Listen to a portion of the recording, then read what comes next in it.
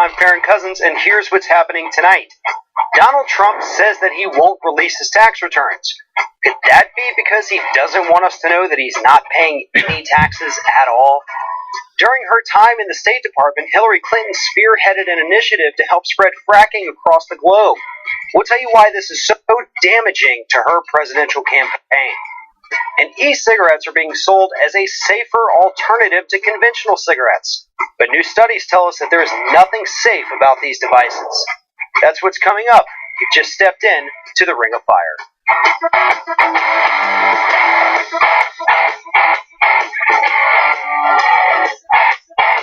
How stupid are the people of the country? And maybe I'll be a little bit unpresidential. Congress declares war, not the president. Start with the countries that are burning our flag. We regret these errors and apologize. We apologize. We apologize. And apologize. This is good news, people.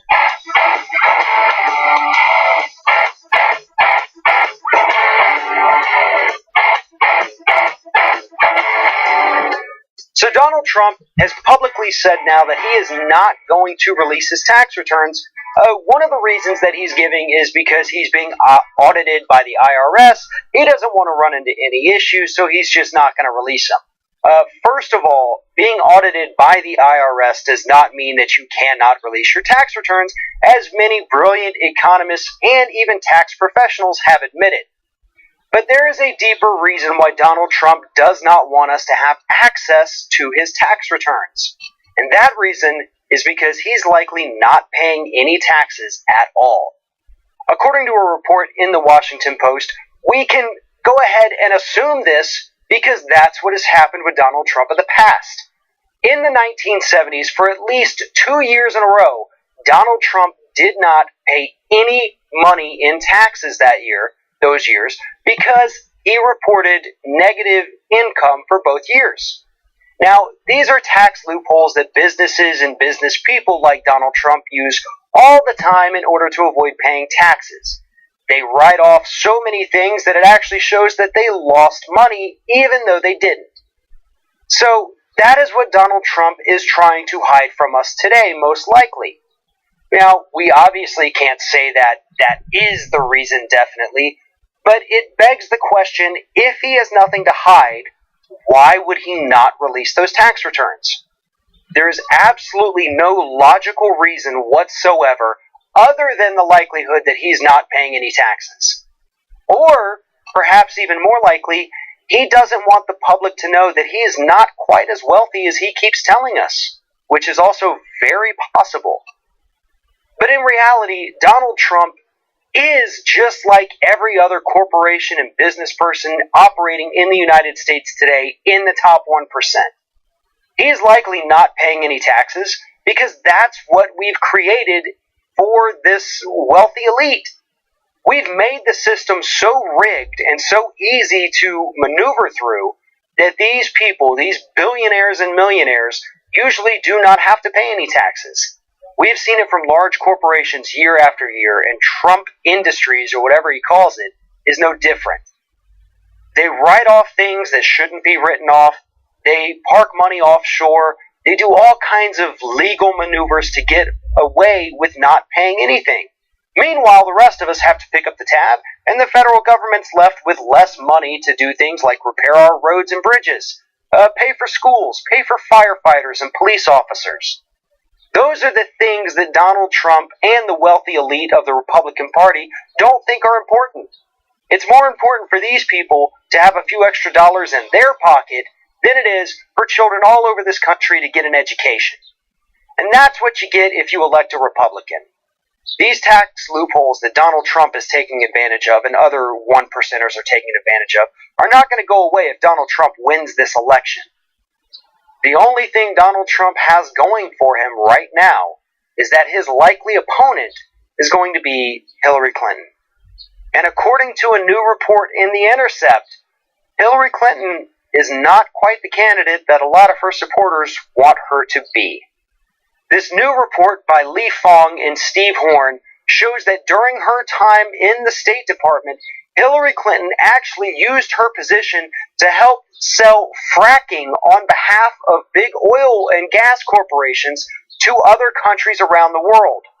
In fact, one email reveals that they wanted to make Poland the laboratory to prove that they could recreate the same kind of success that the United States has had with fracking over in another country, and then use that as a way to sell it everywhere else. Now, the reason Hillary Clinton did this is because big oil and gas companies were behind her. They wanted her to do this. They made it clear that this was their goal, and she delivered without hesitation. Now, for those of you who do not know, and I assume that everyone watching this should, fracking and natural gas production is one of the dirtiest means of fossil fuel energy in the world. Do you know why? Because over its lifetime, natural gas produces more CO2 emissions than burning coal. The reason is because of practices like hydraulic fracturing. When we pump these destructive, deadly, cancerous chemical cocktails into the ground to loosen up the bedrock to get the gas out, that creates pollution that then spreads into the water supply. It then spreads into the environment. And from there, it goes into human beings. And doing that actually costs energy, and it uses up clean water that is no longer clean no matter what the industry tells you. From there, it's shipped off, goes through pipelines that have to be cut and dug through our environment, where it's finally delivered to homes where it's burned. Over its lifetime, it is a dirtier fuel than coal. And a lot of people think that natural gas is the clean burning energy. You know, it's the bridge fuel, as Hillary Clinton herself has said. But when she is using her position of power to do nothing related to the government, but only to help corporations, that is a huge red flag for Hillary Clinton supporters. It should be, at least. It's certainly a red flag for any of the Bernie Sanders supporters who are considering voting for Hillary Clinton in the general election if she gets the nomination. Why would you support someone who has made it her job to promote the interests of business ahead of people? Now, I know Hillary Clinton has been on the campaign trail talking a lot about climate change and clean energy, but she's also talked a lot about the fact that we have to continue relying on coal, that natural gas is a bridge fuel and it's got to be part of the energy conversation, and those are just not true. We do not have to have those fuels. We're having them right now. We need them right now because we refuse to update our energy infrastructure. We refuse to invest in renewable energy sources for vehicles and homes and things of that nature. There's no federal money flowing out like there is to the dirty energy industry to the tune of $7 billion a year. If we were giving that to the renewable energy sector, we could see real change. This new report from The Intercept, to me, proves that Hillary Clinton is not trustworthy whatsoever. She abused her position in the State Department to sell fracking only to the benefit of the oil and gas industries. Is that the kind of person that you want running this country? You need to think about the answer to that question before you head to the polls this November. Now let's head over to Twitter for some viewer questions. If you have a question that you want us to answer, send it using the hashtag AskROF. Our first question tonight comes from Twitter user Hero Mystic, who asks, Sanders is 74. Is it likely that this is his only shot at the White House? Can he afford to wait 8 years if no third-party run? To be honest, no. One of the major hurdles that John McCain faced as the Republican nominee in 2008, before he said Sarah Palin was going to be his vice president, was his age. And I know this because progressive media kept that talking point alive and kept it out there constantly. Because it was an issue. I mean, if we look at what's happened to President Obama from the day he stepped into office to the day, or to today, and even George W. Bush from the time he entered to the time he left, Bill Clinton, same thing. This is a job that ages you faster than smoking, really. I mean, it is stressful and hectic, and yes, science says that as the body gets older, our ability to handle those things lessens. So if Bernie Sanders had to run for president as an 82-year-old,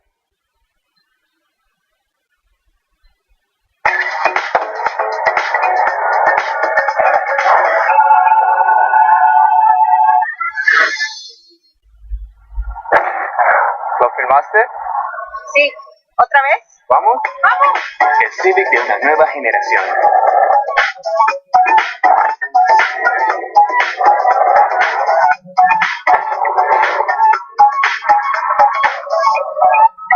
El nuevo Civic Coupe 2016 de Honda.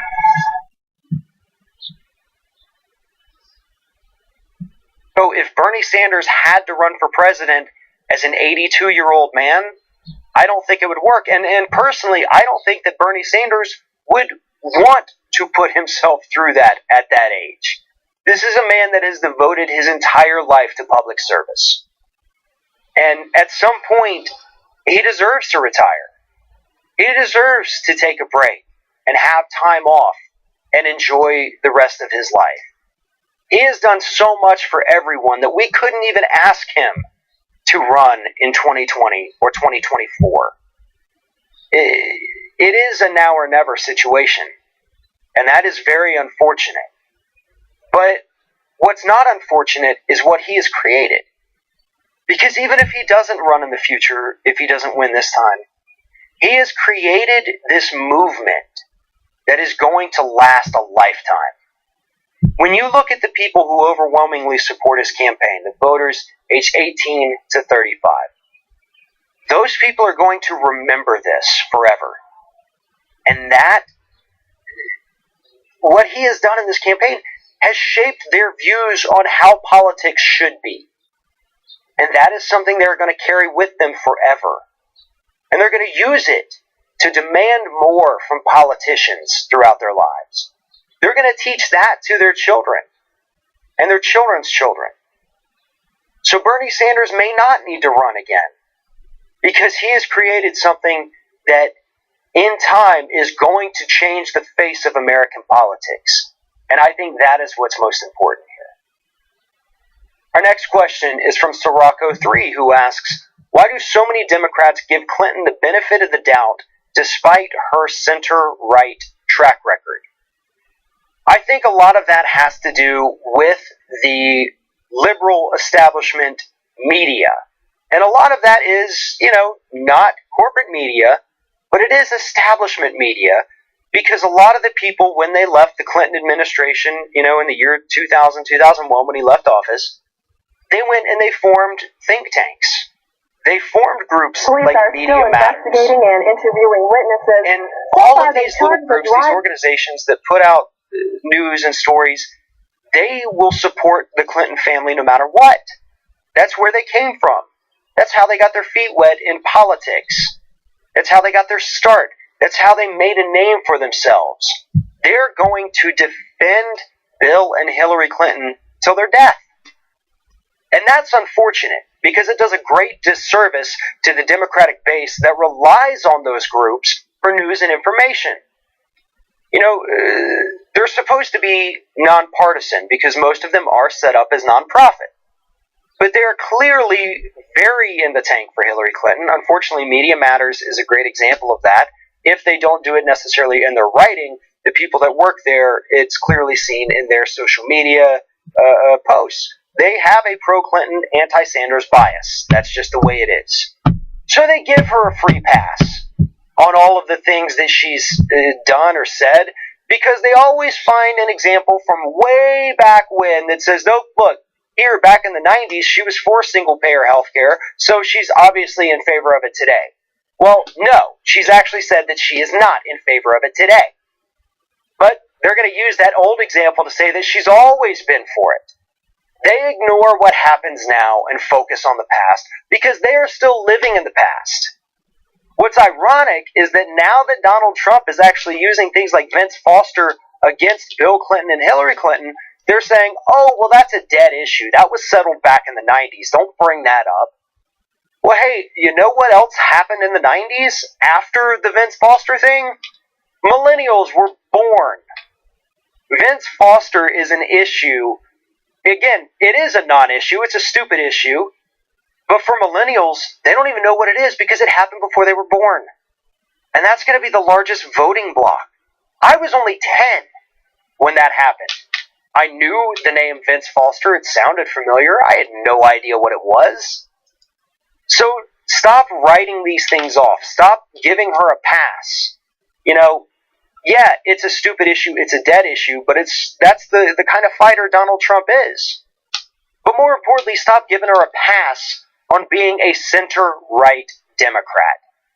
She takes corporate money just as much as Republicans. And in fact, a lot of times in this campaign, more than Republicans. We've seen what she's done in the State Department. Pushing for more wars. Pushing for fracking on behalf of the industry. Hillary Clinton works for industry. And if you try to paint her as anything other than that, then you're absolutely lying to yourself and to your audience.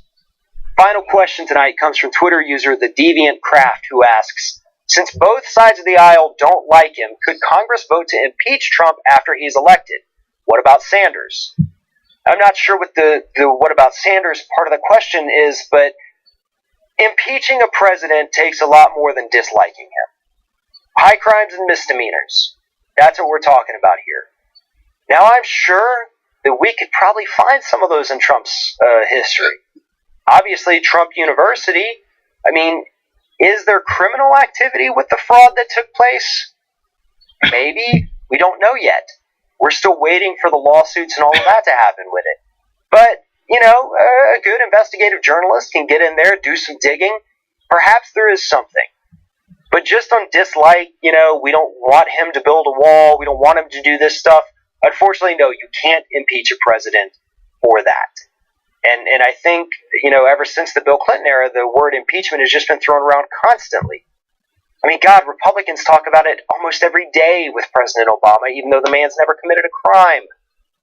Progressives talked about it during George W. Bush. Now, he did commit crimes, but we still weren't even able to make that happen. So, I don't even want to think or hear about the word impeach. Really until somebody submits evidence that a crime has taken place by the President of the United States. And that's all the time we have for questions tonight. But if you have a question that you want answered, send it to us on Twitter using the hashtag AskROF. You can follow the show on Twitter at Ring of Fire Radio, and you can follow me at Baron Balanced. And now let's get into tonight's interview. For several years, e-cigarettes have been marketed as a safer alternative to smoking. One of the reasons this marketing worked is because these were new products and it was impossible to show any long-term health effects. But new studies are popping up constantly showing that these vaping devices could be almost as dangerous as traditional cigarettes. And I have attorney David Haynes with me now to tell us what we've learned about these devices. David, these e-cigarettes, they haven't even been on the market for a decade yet. We have no real long-term studies about the health benefits, or not health benefits, health consequences, I should say. But a lot of people believe that these things are absolutely safer than traditional cigarettes. They're going to prevent them from getting lung cancer, prevent them from getting all forms of respiratory illnesses. These are safe devices, according to a lot of people. A lot of smart people believe this, unfortunately. So, tell us what we know so far about the dangers of these e-cigarettes. Well, it's the unknown that really should scare a lot of these folks, and what we do know about it is not very encouraging at all. I mean, these things are packed with all sorts of unhealthy chemicals and words that are difficult to pronounce to us non-scientists. But I mean, you have things like formaldehyde in these e-cigarettes that you're smoking, and the chemicals that are going through people's lungs and giving folks disease like popcorn lung and other things, which you know, in other contexts and other applications have been cancerous and deadly. So the questions that are raised are very serious as to health consequences. This is a trend which has sort of been sweeping the country as people, you know, look to it as an alternative to the traditional cigarette. But how folks can regard this as healthy is difficult to understand. And of course, the reason is that we have a vacuum of information. We have a dearth of information about really what is in these e-cigarettes, what the effect is, and the public has a right to know. The manufacturer should be providing this information, and the FDA, as our governmental entity, which only now just very recently has said they're even going to exercise any jurisdiction over this, should have been out in front of this years ago and needs to be doing more to let the public know what they are inhaling. When a lot of people, when they go and they purchase these things online, they're not realizing that these liquids that they buy for these devices are made in China. They're made overseas. And in many instances, it is not required that they disclose what kind of chemicals are actually in these liquid devices. We do have some that manufacture them here in America. They have to disclose, but right now there's really no firm regulations from the FDA as there are on cigarettes, are there? No, there isn't. FDA has only recently issued a rule that's saying that they're going to extend their authority over this and other things like hookah pipes. This is one of those moments in sports where you'll remember where you were when you saw it. We've been waiting for it. Young woman is joining our ball club today, boys. We're going to treat her like any other player. No special treatment. You can't catch me. No, you can't compete. Bitch and moan all you want, gentlemen. But tonight, a girl's going to be the lead sports story in the world. Are you ready for this? Are you ready for it? How does this differ from AAA? One or two more of you, maybe? Jenny, what do you think your father would be saying right now? We did it, Pop. He ain't done nothing yet. A girl will never be able to throw hard enough to compete with boys, not as they start growing. It's biology and we can't change that. That's why we need a secret weapon. What is it? It's called the screwball. Enjoy your moment in the sun. There's 29 proteins as we speak, figuring out that little trick pitch of yours. And when they do, I'll get my job back and you'll become the answer to a trivia question. Okay. Listen to this crowd. For the first time in history, a woman has taken the mound in a Major League Baseball game. And we are ready to go. The wine and the pitch. Whoa, that's all the way to the backstop. This one's in the dirt. I don't even know if I can watch this. This is tough. Get me out of here. Sorry, what? Get me out of this goddamn game. I let everyone down, Evelyn. Stop. No, like family. They depend on me. They believed in me. And hey, they're not going anywhere, okay? Your family will never stop loving you. Ever. Clearly, she's not ready. It's one thing to be the team that called up the first woman. It's another thing to be the team that picked the wrong woman and turned this whole thing into a disaster. We can't win with her. That's not check. You weren't exactly winning with you. Was I talking to you? Hey, what the hell was that today? I don't know. What is your problem, girl? You are! I'm a robot in cleats and I'm malfunctioning. I can't. You done? Where's your glove?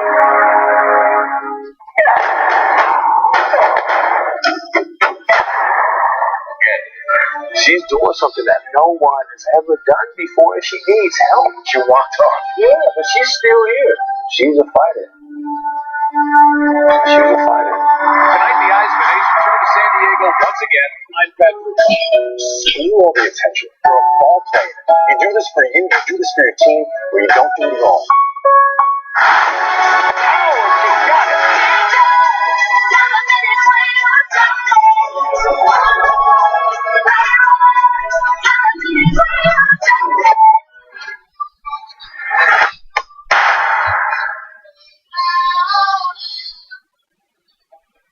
Their authority over this and other things like hookah pipes and cigars and so forth. And as I said, it's been a long time coming, and they need to be doing a lot more. When you have this chemical being manufactured and distributed from China, we know that health safety standards are not of a concern, whether we look at lead paint and the children's toys and all the other health disasters that are coming out of China and being imported into this country and inflicted upon our country. It's a real concern. So FDA needs to be diving a lot deeper into this.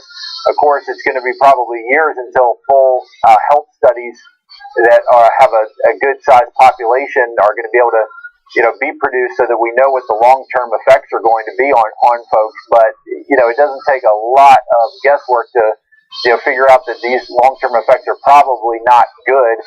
And the other issue of concern really is the flavorings as well and how those are marketed. And it's really when you start to get into these flavorings that they have, that broadens the appeal. It's almost like when Camel used Joe Camel, we had the Marlboro Man.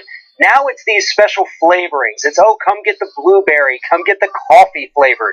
It's not necessarily marketed to children, but anyone who has looked through documents and passed with lawsuits understands the corporate mentality of making these flavors. They did it with the flavored cigarettes in the early 2000s. Those were directly designed to entice children into smoking. And now we're seeing the same thing happen with these flavorings in the e-cigarettes. And that, like you said, is where the real danger lies, because those flavorings are made from additional chemicals, and we don't even know what those are doing to our bodies. Absolutely, and it's pretty incredible the way these chemicals are marketed as, flavors like bubblegum and cotton candy and very bright, attractive-looking packaging, which to children look like it's a toy, it's some sort of fun liquid to drink, and that's where we're seeing a lot of a number of fatalities and serious injuries. Unfortunately, children are ingesting the actual nicotine liquid. Parents are leaving these things lying around, unfortunately. But, is it appropriate for a product like this, which can be lethal, to be marketed in such a way and relying only on the parents to keep this essentially under lock and key? So the incidence of child poisoning, fatalities, and other, very adverse consequences are very unfortunate. They're widespread throughout the country, and the incidents have been spiking. We had, in a 40-month period, 4,000 children were exposed to e-cigarettes. We have 90% of the serious incidents involved in swallowing the nicotine flavor. So we're seeing a spike of these incidents around the country, and really no concern or accountability by the manufacturers of these very dangerous products. And one thing that's interesting too is I know that the children instinctively want to put the liquid in their mouth. A lot of times it's children under the age of 2. But it doesn't even have to be ingested. Sometimes getting it on the skin is enough for the nicotine to get into their system. And when you take a child that small and put this massive stimulant into their body, what happens to these kids? Yeah, it's a terrible result. I mean, this is an extremely concentrated, nicotine delivery system in liquid form. And so it doesn't take very much at all for there to be, a poisonous reaction by the body. It can and has been fatal in a number of situations. We've had cases that have been reported all around the country of hundreds, if not thousands, a year of poisoning in this situation where the children are drinking this bright pink liquid or whatever the liquid is, which says bubblegum on the side. Looks like it's bubblegum. It's something that will be fun to drink. It's a flavored, sweet drink. And so, the manufacturers really need to be aware of what's going on. It's a tragic situation and needs to be regulated. The FDA has said they're going to look at this in the future. Well, the future is now. It's too late already, because there are a number of kids whose lives have been lost. FDA needs to get on top of this, begin to regulate these flavorings, and recognize it for what it is, that it can and has been fatal and will continue to be fatal to young kids around the country. One of the things that we're seeing right now is we're seeing a lot of pushback from the actual tobacco industry, and they do have a very large interest in this vaping industry. So what I've noticed in the last few days going through and doing some research here is that we have tobacco-funded think tanks putting out these studies or these articles, paying people to write stories about the fact that e-cigarettes are completely safe and that the FDA is overstepping its bounds in trying to put forth some kind of regulation on these e-cigarettes. And it is very reminiscent of what we saw from the tobacco industry in the 40s and 50s and 60s, isn't it? No, there's no question. I mean, they're getting the product out there, making, this is by some accounts, a $1.7 billion industry. Make no mistake, this is big business. They got a new product out there. It's unregulated. Let's push it. It's an alternative to, some of the concerns now over the decades that finally caught up with smoking and secondhand smoke in the workplace and restaurants and in bars. Now vaping through this sort of electronic delivery system through the liquid is making it more attractive. And so they see that this is a cash cow, and with no concern about what the health effects are. They'll fight that 20, 30 years down the road just like they fought, any legal liability for cigarettes over decades. And we know what the pattern of these businesses are: cover up, delay, deny, and this is a ticking time bomb from a health standpoint for our country. And it is important to point out that a lot of these, cancers and things of that nature that are linked to the chemicals in these e-cigarettes. We know that there is a link between cancer and these chemicals. However, right now, it's difficult to prove a causation because there haven't been any long-term studies. These things probably haven't even been on the market long enough necessarily to cause a cancer. And so that's where we get a lot of this misinformation, isn't it? Because we don't have the long-term studies because it's not possible yet. So until we get those, are we going to get meaningful regulation from the FDA? Or do you think this could be, 10 years down the road still? And I think that's a real concern. But when the FDA needs to exercise some common sense, and the manufacturers have a responsibility here too, to not just be reactive to the government, but to be proactive and understand what it is that they're selling to the public. And you're asking them to, giving them the opportunity to smoke, these noxious chemicals and ingest it. It doesn't, by common sense, this is going to be a significant health hazard. But people are in denial, and folks don't want to believe, well, it's being sold openly at these vape shops, so it must be okay. Until I hear that it's going to kill me, I'm going to continue. So the long-term effect, of course, exposure is a main problem that we're not going to have full and reliable scientific studies. But FDA needs to be out ahead of this and looking at based on what chemicals are in there and what, putting appropriate regulations and warnings on these devices instead of letting it just be the Wild West as far as the marketing of these products. And think about the children as well. Let's not have, let's try to prevent and decrease the fatalities among kids. It's just an inexcusable situation to have children dying from ingesting liquid nicotine. Absolutely. David Haynes, I appreciate you talking with us today. Phenomenal story. Thank you for staying on top of this. Sure. Thank you, Farron. And that's all the time we have for today, but you can get more news on our website, theringofire.com. You can get our daily podcast by going online to rofpodcast.com. And you can subscribe to our YouTube channel at youtube.com/GoLeftTV. I'm Farron Cousins, and we'll see you tomorrow.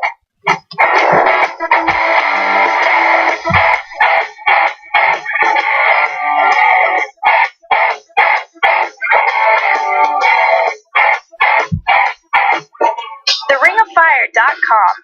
Honest, hard-hitting news, free from corporate influence. Your destination for progressive news, commentary, and interviews. TheRingOfFire.com.